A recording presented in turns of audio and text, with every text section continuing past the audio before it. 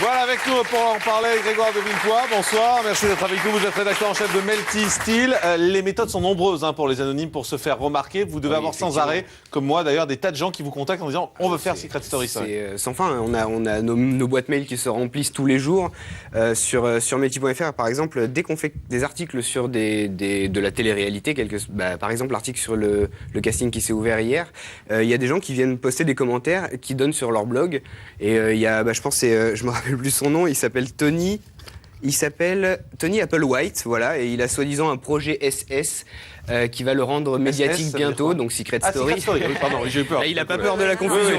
Oui, c'est un peu violent. Ça fait bizarre, projet SS. Donc oui, effectivement, c'est un peu bizarre. Et lui poste des liens dans tous les articles où on parle de télé-réalité pour se faire connaître, pour faire croire qu'il va participer à Secret Story, justement, pour avoir une chance, je pense, d'y participer. Alors, est-ce que les candidats ont changé? Est-ce qu'ils sont moins trash, plus drôles? Parce que là, on les voit, ils sont plutôt marrants, un peu décalés. Ils sont plutôt marrants, un peu décalés, oui. Je pense que ça commence à changer. Peut-être qu'il y a un phénomène de lassitude aussi, parce que on peut aller plus loin que plus loin que plus loin. Enfin, il y a un moment où il faut s'arrêter, sinon on commence à faire des choses illégales.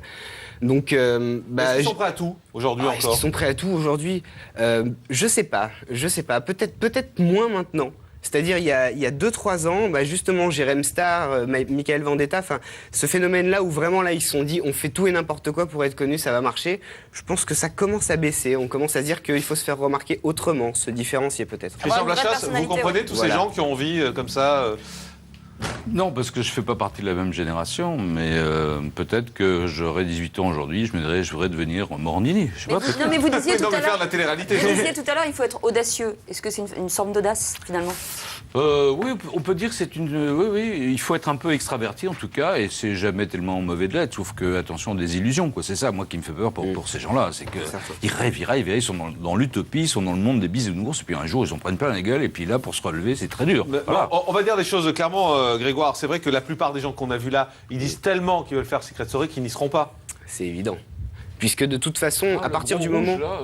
Non, mais si on les connaît, il n'y a plus de secret, en fait. Non, mais donc, c'est vrai, voilà, à partir du moment où on connaît les candidats à l'avance, de toute façon, je pense que même s'ils avaient fait partie du réel casting de Secret Story, TF1 les écarte certainement si on les connaît à l'avance, puisque ça a plus d'intérêt pour eux. Donc ça veut dire que pour entrer dans Secret Story, il ne faut pas clamer partout qu'on a envie de rentrer dans Secret Story. Donc, je pense que oui, c'est évident. Hein. Il vaut mieux éviter de répandre sur la toile des bruits. Donc généralement, je pense que les gens qui font croire sur Internet un peu partout, je vais participer au prochain Secret Story, je vous réserve une surprise pour le mois de juillet.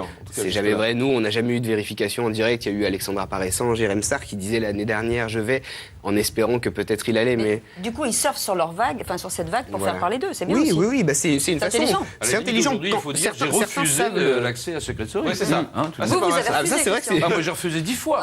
Plusieurs fois, oui. Et pourtant, vous étiez prêt à aller nu sous la douche et tout, mais au final, vous avez dit non. Absolument. Effectivement. C'est dommage, quel dommage. Et ça nous manque. Oui, bah oui. Et ça nous manque. Merci beaucoup, Grégoire de Villepoix, d'avoir été avec nous, rédacteur en chef de Melty Steel. Merci, Christian.